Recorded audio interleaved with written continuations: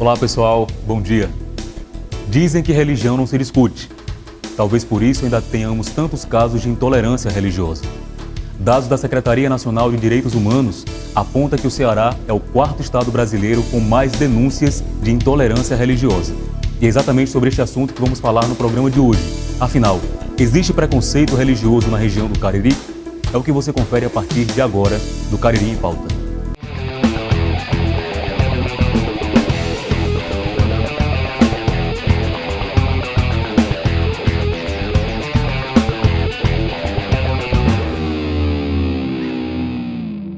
Olá pessoal, o nosso programa de hoje está falando sobre religiosidade. Dados do IBGE apontam que o Brasil possui cerca de 64% da população formada por católicos. Mas o IBGE também aponta que o Brasil convive com dezenas de outras religiões. São mais de 20 práticas religiosas diferentes. E uma dessas práticas religiosas vai ser apresentada no nosso programa de hoje. O nosso entrevistado tem apenas 25 anos e já é um dos líderes do candomblé na região do Cariri. Estamos falando de Samuel Esmeraldo. Além dele, do nosso entrevistado, nós contamos com a presença das alunas Lívia Maria e Amanda Cruz, do curso de jornalismo da UFC no Cariri. Para abrir a nossa série de perguntas de hoje, nós convidamos a estudante Amanda Cruz para iniciar as perguntas para o pai Samuel. Bom dia, pai Samuel. Eu gostaria de saber se você sofre alguma discriminação por sua escolha religiosa. Primeiramente, bom dia, Edu, bom dia a todas e a todos desse Cariri. E sim, desde a minha infância que eu venho sofrendo muito preconceito religioso, seja na vizinhança, na escola, principalmente na escola com meus colegas e professores. E isso foi uma das coisas que mais marcou a minha infância escolar, quando eu não podia falar que eu era um bandista ou candomblessista, e tinha aula de religião católica, na época era apenas religião católica, e eu era obrigado, entre aspas, a participar de toda a comemoração católica, de todos os estudos sobre o catolicismo, e escondia a Deus e ao mundo, que eu era do candomblé, que eu não era católico, entendeu? Bem, a segunda pergunta feita pela estudante Lívia Maria, do curso de jornalismo da UFC. Bom dia, professor Edwin. Bom dia, pai Samuel. O candomblé e a Umbanda me parecem andar juntas.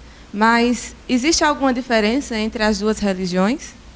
Sim, e muita, na verdade, Os terreiros, tudo começou com o candomblé, Na verdade, essa religião é afro-brasileira. Não é só africana, também não é só brasileira. Veio com sacerdotes africanos que vieram na forma de escravos, certo? De várias nações, as principais que predomina aqui no Brasil é o candomblé Queto, Angola e o candomblé Jeje, certo? Então, o candomblé é algo mais africano, É o culto aos orixás, aos jinquice, aos voduns, que nada mais são do que energias da natureza, Já a Umbanda é uma união de crenças onde o orixá é o centro, mas aliado ao culto ao orixá existem outras crenças, como, por exemplo, o catolicismo, que é muito forte na Umbanda, e crenças como a dos índios, ciganos e mais algumas outras que foi unida nessa religião ao longo dos anos. Então, o culto em si é diferente, as vestes são diferentes, a linguagem usada em rezas, em cantigas da Umbanda é em português, o que já não acontece com o candomblé. Cada nação tem sua língua específica, então, como a que predomina mais no Brasil é o candomblé Queto, que é o mais conhecido, que é o que realmente cultua o orixá, Então a língua é Yorubá, é dos povos Yorubás, Aí depois em seguida vem o candomblé de Angola, que é a minha nação, que a gente usa duas línguas, O quimbundo e o kikongo. E depois tem o candomblé Jeje, que também tem a sua língua, que é bem diferente. Pai Samuel, eu gostaria de saber também se você acha que tem pessoas que usam da religião, o nome da religião, para se aproveitar, ganhar algum dinheiro, lucrar com isso. Sim, infelizmente, assim como acontece com todas as outras religiões do mundo inteiro, na nossa, no candomblé, na Umbanda, tem o que se chama de charlatões. O que seria isso? Pessoas mal preparadas, que não podem ainda nem sequer cuidar do próprio espírito, por orgulho, vaidade, principalmente ambição, se dizem sacerdotes de Umbanda e de Candomblé, abrem o próprio terreiro, o que as leis do Candomblé e da Umbanda não permite. Só quem pode abrir o seu terreiro é seu pai de santo ou sua mãe de santo. Só ela tem o poder para lhe passar esse cargo, essa função. Certo? Então, isso gera o quê? Pessoas enganadas. Parte do preconceito que o Candomblé e a Umbanda sofrem vem disso aí. Porque o número de charlatões que existe no Brasil é muito grande. E é esse povo que costuma ir à rádio, à TV. Infelizmente, os mais velhos, os que têm tradição, né, costumam ficar em seu terreiro, esperando os clientes, os filhos de santo, alguém para ir conhecer lá. Dificilmente eles saem do terreiro para ir se expor. Certo? Então, isso ocasiona muita coisa errada. Por exemplo, às vezes a pessoa nem sequer é iniciada na Umbanda ou no Candomblé, mas já se diz pai de santo, né? Como tem muitas irmãs, fulana, pai ciclano, mestre fulano, que na verdade, se for buscar o histórico daquela pessoa, não é realmente um sacerdote de Candomblé, não entende dessa religião, não está preparado para dar consultas a ninguém, entendeu? Agora, por que isso acontece? Infelizmente, a nossa religião não tem um centro, né, que determine quem é e quem não é pai de santo. Quem pode ter um terreiro, quem não pode. Diferente do catolicismo, diferente dos evangélicos, né? Também não temos uma Bíblia onde conste todas as nossas leis. Então, eu faço o que eu aprendi com os meus mais velhos, com meu pai de santo, com meu avô de santo, com meus irmãos de santo mais velhos. Você, se você for mãe de santo, você vai fazer o que você aprendeu, que pode ser, que vai ter algumas coisas parecidas, outras iguais, e parte também vai ser diferente. E não cabe a mim julgar em seu terreiro o que está certo e o que está errado. Acontece muito isso. Pai Samuel, aproveitando que o senhor falou isso, nós temos dados não oficiais que apontam que existe na região do Cariri cerca de 2.000 terreiros de Candomblé e Umbanda, sendo aproximadamente 300 em Juazeiro do Norte, somente em Juazeiro do Norte. Esse número corresponde à realidade, Pai Samuel? Olha, como foi falado, não são dados oficiais. O que acontece?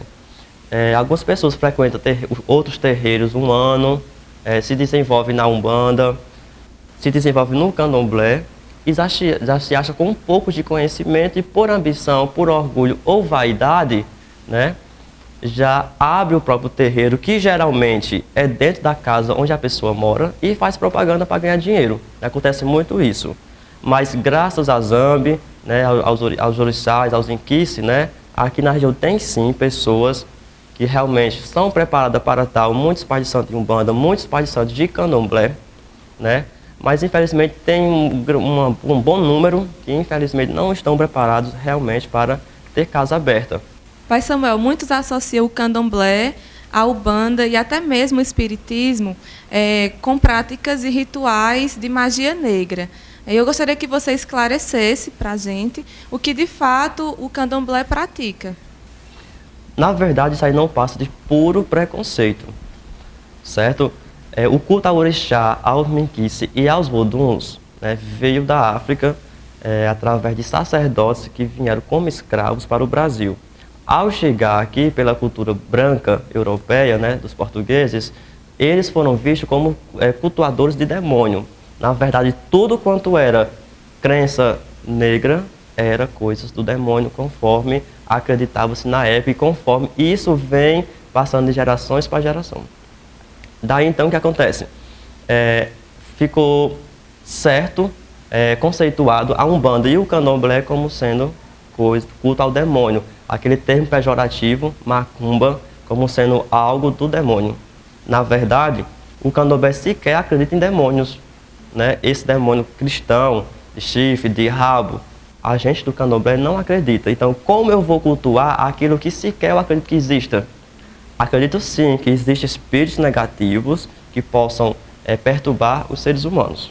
Isso sim, mas não chega a ser um ser em si, chamado demônio, satanás, ou seja lá qual for.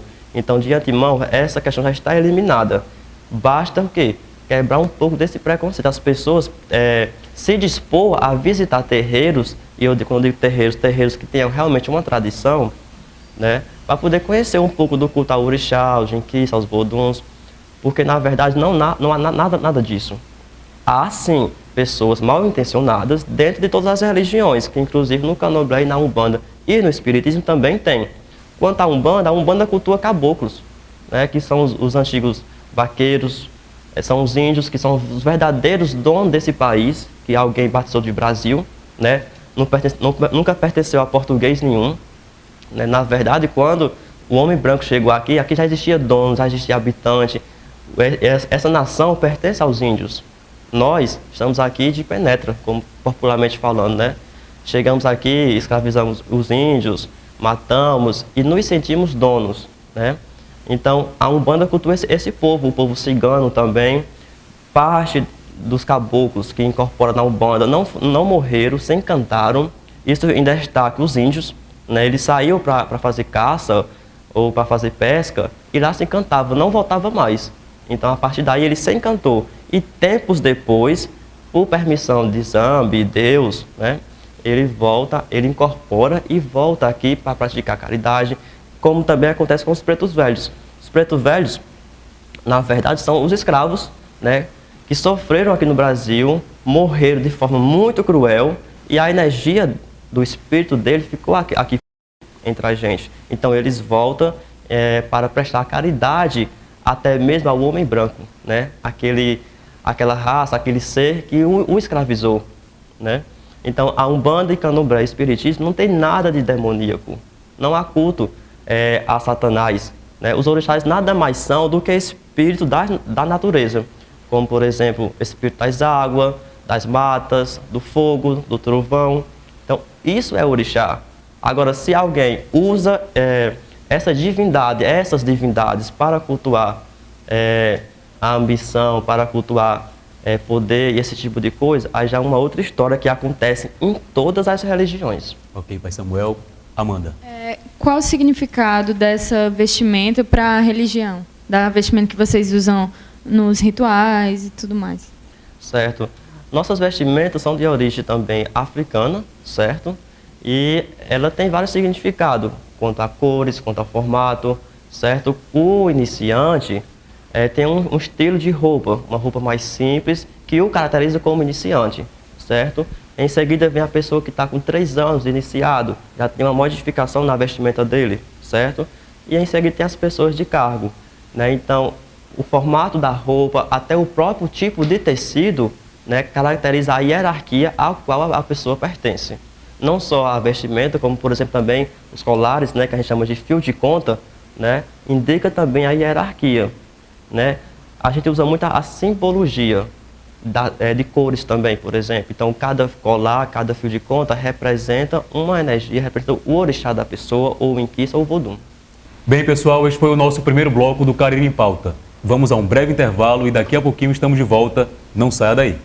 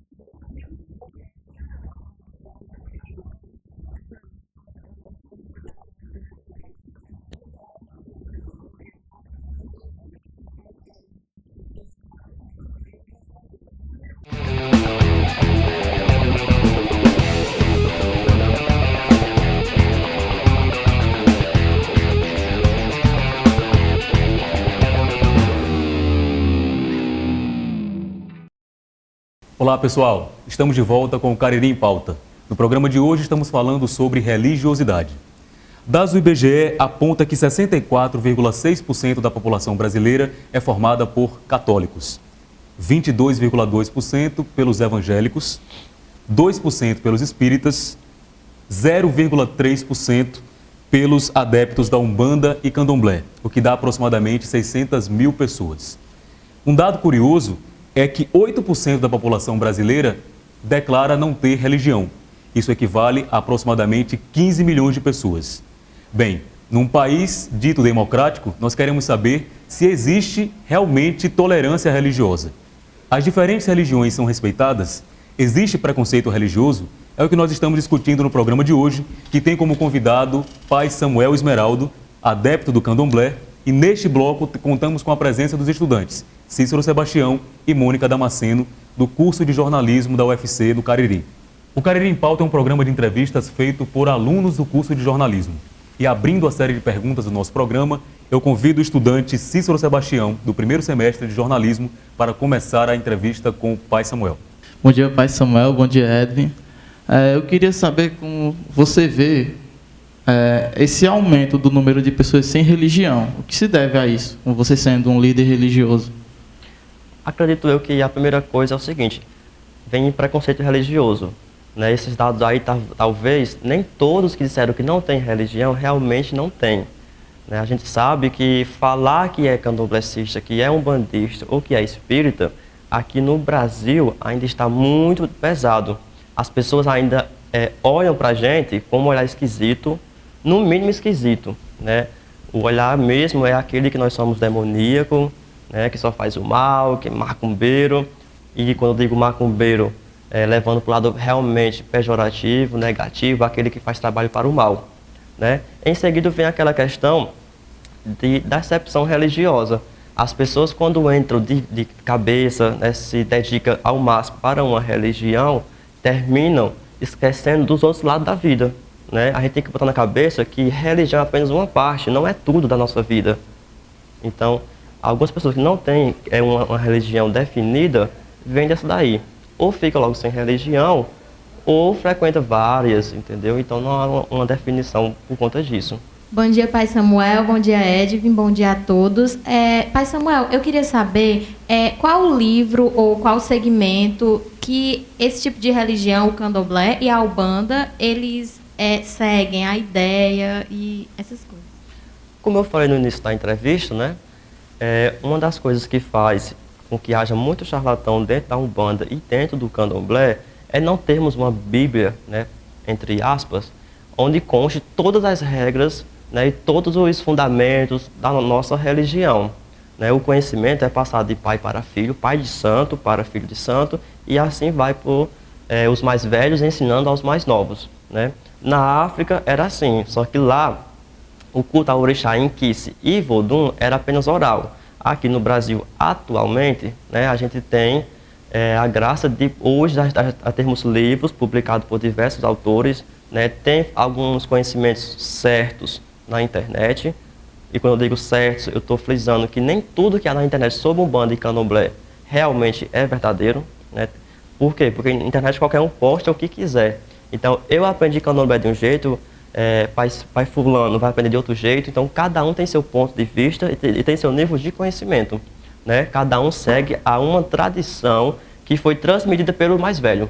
Independente assim, de leitura de livros, de apostilas, de internet, eu tenho que seguir uma tradição. Que tradição? Aquela que meus mais velhos também aprenderam com os mais velhos deles. Então é isso. Eu acho que boa parte do preconceito ao Candomblé e à Umbanda vem por parte dessa visão de que há sacrifício de animais, né, nos rituais e tal. E as pessoas veem isso como se fosse algo para cultuar o demônio.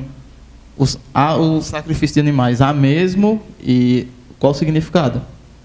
Olha, sacrifício de animais existe sim dentro do Candomblé, existe também dentro da Umbanda, não toda a Umbanda, porque há vários tipos de Umbanda, certo? Há algumas casas de Umbanda que não praticam sacrifício de animais, mas também existe em outras religiões primitivas. Como a gente sabe, esse culto ao orixá, à natureza, né, é milenar, certo? Antes da vinda de Jesus, conforme a Bíblia, né, já existia esse culto né? Então é um culto primitivo que vem passando de geração para geração, certo? Mas há um significado, há um porquê, e repito, não é demoníaco. Essa questão de sacrificar animais nunca foi dentro do candomblé, nunca foi nem nunca vai ser demoníaco, certo? Agora, por que o sacrifício? As pessoas falam muito, fulano mata galinha para fazer macumba. E a galinha que você come na sua casa, que você compra de empresas, né? Não foi morta? Você come galinha viva? Será se alguém não foi lá e sacrificou também a galinha, não tirou o sangue dela, certo? Agora a gente faz de uma maneira diferente. Há um ritual que, não, volto a falar, não é demoníaco, né? Tem cantigas para fazer o sacrifício, tem modos de pegar, até mesmo na faca, tem todo um processo. E o sangue do animal tem um significado de renovar a energia vital do ser humano. Quem é médium, tem uma historinha que eu sempre gosto de falar, né? Que quem não é médium tem uma caixinha de axé ou de ningunzo. Né? O que é isso? É força vital, aquela força que faz você prosperar na vida, você buscar pela realização de seus sonhos, certo? Você tem energia. Quem não é médio, aquela caixinha é fechada. Quem é médio, aquela caixinha é aberta. Então, o médio, ele tem esse dom de ajudar as pessoas, às vezes apenas com a presença dele, apenas com a palavra, às vezes apenas com um conselho. E através dessa caixinha de ningunzo é que ele ajuda. Como? A energia que tem dentro dele é transmitida para você, para ela, entendeu? E essa energia é aquela história, da onde não se tira e não se coloca, se acaba, né? Então o médium sente essa necessidade de renovar o ningunzo que existe nela, a força vital que foi dada por Zambi, por Deus, certo? Então através do sacrifício de animais e de vários outros, sacrifício de animais é apenas uma das formas de renovar esse ningunzo, né? Tem várias outras oferendas, a maioria é com vegetais, certo? Então tem sentido. Outra questão também é quanto a trabalhos espirituais, né? Em todo pai de santo, vira e mexe, recebe uma pessoa desenganada pelo médico, certo? Eu mesmo, constantemente, tenho recebido isso, pessoas lá no terreiro, e que na verdade o problema dela não era material. Por isso que o médico desenganou, por isso que o médico não soube curar. Era um problema espiritual. E através de várias oferendas, e uma delas é o sacrifício de animais, a gente consegue renovar aquela força vital e a pessoa volta a viver e viver bem, certo? Então, o sacrifício de animais não é porque é matança de animais que quer dizer que é demoníaco. Vou contar aqui um pequeno pensamento meu, e desde já peço desculpas aos cristãos, né? Não sintam-se atingidos com isso, mas durante vários anos e vários movimentos, seres humanos foram mortos em nome da religião, em nome de uma crença, né? Em questão, por exemplo, dos escravos mesmo. Foram vários seres humanos, foram milhões de seres humanos que foram mortos em nome de Deus. Ora, e são tidos como santos. Pessoas dessas crenças são tidas como santos, mataram os seres humanos. Nós do Candomblé e da Umbanda, por sacrificar galinhas, cabritos, são tidos por demoníacos. Até quanto vale a vida de um ser humano e até quanto vale a vida de uma galinha? Ora, eu acho que é questão de lógica, né? Sacerdotes cristãos, né, mataram pessoas, seres humanos, são tidos como santos hoje. Pessoas do Candomblé e da Umbanda sacrificam animais e são tidas como demoníacos. Eu acho que assim, que é hora de a gente parar com esse preconceito, é hora das pessoas abrir os olhos e dar espaço para a gente. A gente nunca quis converter ninguém, nunca tivemos a ideia de ser melhor do que religião nenhuma. Eu acho que isso é um dos motivos que o Candomblé existe até hoje, né? A gente nunca falou que a nossa verdade é a única. Não, a gente aceita que cada um tem seu caminho. Se o padre nasceu para ser padre, ele só vai ser feliz sendo padre. Se o pastor evangélico, protestante, nasceu para ser pastor, ele só vai ser feliz como protestante. Mas se eu nasci como candomblessista, deixe eu ser feliz como candomblessista. A gente não quer espaço de ninguém, a gente quer liberdade. A gente não quer, a gente precisa, né? Não é algo de ninguém, é algo que pertence a nós, que nos foi tirado desde a época da escravidão. Eu digo nós, porque embora eu tenha a pele clara, mas eu não me sinto branco. Minha crença é negra, né? Meus ancestrais são negros. As divindades que eu cultuo são negras, né? Embora as pessoas insistam em dizer que eu sou branco, não. Minha crença é negra, minha cultura é negra, então eu sou negro. Sou até contra essa ideia de que não pode chamar mais ninguém de negro. Isso é um grande preconceito. Agora tem chamado de afrodescendente. Por quê? Chamar de branco é bonito, é certo. Chamar de negro é um nome ruim. O senhor falou em Vodum, Orixá e Iquis. Qual a diferença entre eles? No Brasil, essa questão gera muita confusão, né? Por quê? Porque quando os escravos vieram, os escravos não, os sacerdotes vieram escravizados, né, eles se misturaram. Então, pegou pessoas de Angola, pessoas da atual Nigéria, né, pessoas de vários países da África e foi unida em navios, unidas aqui no Brasil. Então, as crenças religiosas foram misturadas, né? E daí onde começou a mistura entre Orixá, Inquice e Voduns. Foi daí. Mas cada nação de Candomblé tem um tipo de divindade, né? Na natureza é a mesma coisa, é a mesma energia. Não pode existir, por exemplo, 2 senhores do trovão, ou 2 ou 3 senhores do trovão, não. O Senhor do Trovão é uma só divindade, né? Agora, quando você vai para a história, para a geografia, para a cultura, aí é uma diferença muito grande. O Candomblé de Angola olha para o trovão e diz, ali é Tateto Zazi. Então eu vou cultuar assim, assim, assim, assim. A pessoa de Queto olha para o mesmo trovão e diz, ali é Xangô. Então eu vou cultuar ele assim, assim, assim.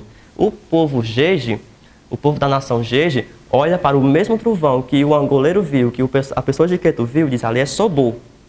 Então eu vou cultuar dessa forma assim. Então a diferença de língua, de roupas e de várias outras coisas.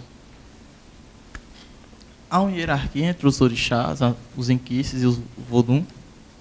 Você fala comparando um com o outro ou dentro... Um é mais como se, no caso, Deus, aí os santos, há essa hierarquia, um que seja o pai e os outros filhos, algo do tipo.